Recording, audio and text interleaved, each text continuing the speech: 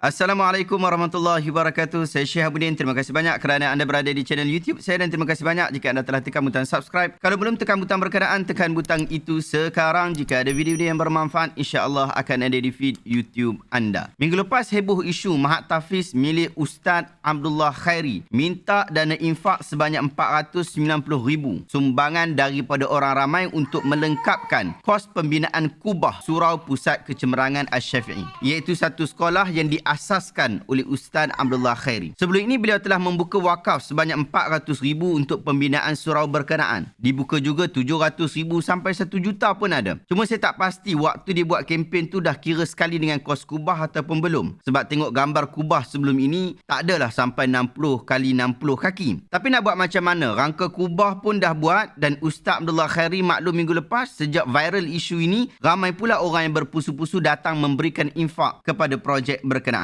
Maka jika okey, teruskan sajalah projek ini. Tak payah hiraukan saya. Moga-moga ia termasuk dalam kategori membina masjid dengan mengharapkan redha Allah. Nabi SAW bersabda, "Man bana masjidan yabtaghi bihi wajh Allah, banallahu lahu mithlahu fil jannah." Sesiapa yang membina masjid kerana mengharapkan redha Allah, nescaya Allah akan membina untuk dia seumpama itu juga di dalam syurga. Hadis ini sahih riwayat Imam Al-Bukhari. Cuma video ini saya upload kerana sangat ramai meminta saya untuk memberikan ulasan berkaitan tentang isu ini, terutamanya kekeliruan mereka terhadap sumbangan yang banyak diperlukan untuk pembinaan yang bukan keutamaan. Kalau perlukan dana untuk bina surau, pasang aircon, pasang elektrik dan sebagainya, okey. Tapi ramai yang beranggapan bahawa 490,000 itu adalah jumlah yang sangat banyak dan irrelevant untuk kubah sebuah surau. Sebahagiannya mengatakan dengan jumlah berkenaan boleh bina sebuah surau lagi. Dan saya lihat Ustaz Hafiz Adnan kata boleh bina banyak pondok dengan kos berkenaan. Jadi jelas bahawa ada isu pembaziran, tetapi di atas dinamakan infak pembinaan Kubah Surau Pusat Kecemerlangan Asy-Syafi'i. Ia bukan lagi sekadar isu membina masjid ataupun surau dengan mengharapkan keridhaan Allah seperti mana hadis yang telah disebutkan. Ia juga bukan lagi sekadar isu keselesaan kepada jemaah yang dikatakan bakal menampung 1,000 orang. Ia adalah isu pembaziran. Menariknya, nama yang diberikan itu ditempel pula atas nama Asy-Syafi'i. Ya, mazhab Asy-Syafi'i rahimahullah. Anda juga kenal saya sebagai seorang yang bermazhab Asy-Syafi'i. Jadi bila isu infak secara berlebihan dan membazir terhadap surau ataupun kubah surau dikaitkan pula dengan nama Asy-Syafi'i, saya sangat bersemangat untuk membahas isu ini dalam kacamata mazhab Asy-Syafi'i rahimahullah. Pun begitu, saya faham ramai ustaz-ustaz kita yang sedang menonton sekarang ini sudah faham sangat dengan pandangan Asy-Syafi'i berkaitan tentang isu mencantikkan masjid secara penuh pembaziran ini. Cuma hari ini kita buat kajian dalil sedikit, kita berikan sedikit bukti, kita korek daripada saku mazhab Asy-Syafi'i rahimahullah. Sehingga tidaklah kita hanya menggunakan nama Asy-Syafi'i tapi tak faham dengan kehendak pandangan mazhab Asy-Syafi'i. Pertama, pembinaan kubah boleh jadi dengan dua maksud. Pertama, dengan maksud memberikan keselesaan. Kedua, memberikan keindahan. Sekiranya ia dengan tujuan memberikan keselesaan semata-mata, ia diharuskan. Tetapi dengan syarat ia tidak boleh berlebih-lebihan sehingga membawa kepada pembaziran harta, kerana ia akan membawa kepada perkara yang kedua. Sekiranya ia membawa kepada pembaziran harta, maka ia dilarang. Apatah lagi jika disebutkan harta itu adalah harta wakaf. Kerana dalam mazhab Asy-Syafi'i tak boleh digunakan harta wakaf untuk tujuan mencantikkan masjid kerana ia termasuk dalam perkara pembaziran. Tokoh besar mazhab Asy-Syafi'i iaitu Imam Az-Zarkashi rahimahullah yang meninggal pada tahun 794 Hijriah menyatakan dalam bukunya Al-Hawashi ala Multaqal Abhar jilid yang pertama muka surat 214, dia kata yukrahu naqshul masjid wala syakka annahu la yajuzu sarfu ghallati ma waqafa ala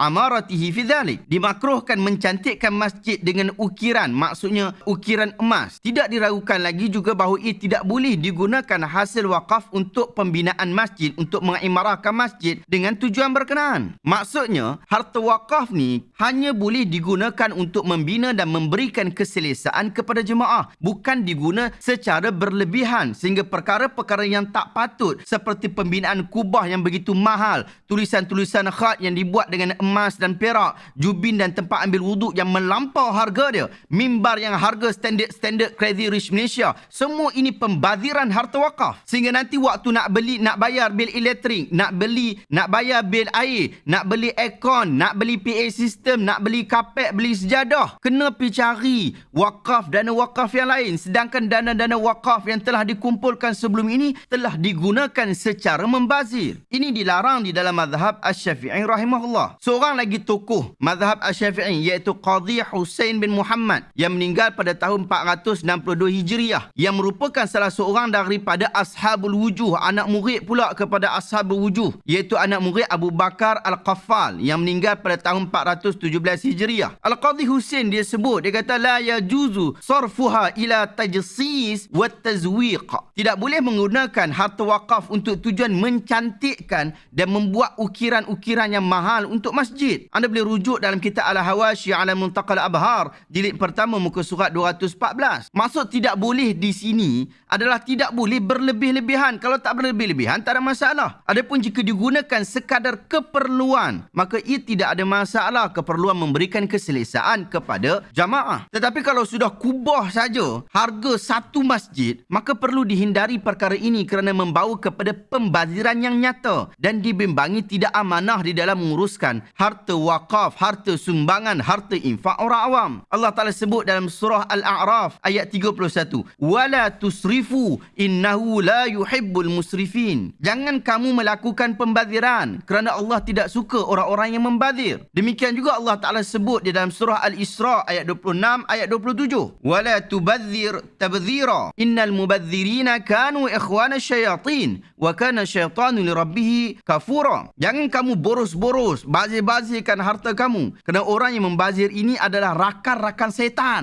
Adapun setan itu sangat ingkar terhadap arahan Tuhan dia. Hari ini sahabat-sahabat, kita boleh sisihkan isu kubah pusat kecemerlangan Asy-Syafi'i ini. Tetapi saya harap selepas ini kita timbanglah dengan lebih baik dana awam yang kita kumpulkan. Pastikan ia digunakan dengan betul dan pada tempat yang sesuai. Ini bukan duit kita, ini duit awam. Apatah lagi anda namakan ia sebagai dana wakaf. Sekalipun secara peribadi saya berpandangan anda tidak sesuai menggunakan nama dana wakaf itu sesuka hati. Apatah lagi jika dicampurkan dana wakaf surau dengan dana-dana yang lain dalam satu akaun. Ia akan membawa kepada pertikaian awam yang tidak bermanfaat kepada perkembangan ilmu. Dalam isu ini juga sebenarnya bukan pusat kecemerlangan Asy-Syafi'i itu sahaja yang kita sebut, tetapi di mana-mana surau dan juga masjid. Kadang-kadang perhiasan yang dibuat itu adalah perhiasan yang berlebih-lebihan yang tidak patut diletakkan di situ. Peralatan-peralatan yang digunakan di masjid dan surau kadang-kadang adalah peralatan-peralatan yang tidak bermanfaat. TV yang terlalu mahal, tayangan-tayangan yang terlalu mahal yang sepatutnya tidak dibuat untuk masjid dan surau, sehingga masjid dan surau itu lebih dilihat kepada kecantikan berbanding kepada keselesaan. Rasa bangga pula, oh masjid aku cantik berbanding masjid hang. Tidaklah lagi isunya adalah mengimarahkan masjid, tetapi isunya adalah mencantikkan masjid dan surau. Wallahu ta'ala alam. Adakah anda rasa video hari ini bermanfaat? Jika anda rasa video hari ini bermanfaat, tekan butang share. Semoga orang lain juga mendapat manfaat yang sama. Jangan lupa untuk sertai saya dalam projek memadaikan umat dengan ilmu. Kita sedang dalam proses untuk launching Pustaka Asy-Syamilah, insya-Allah, yang mana satu apps yang kita telah letakkan pelbagai buku di situ.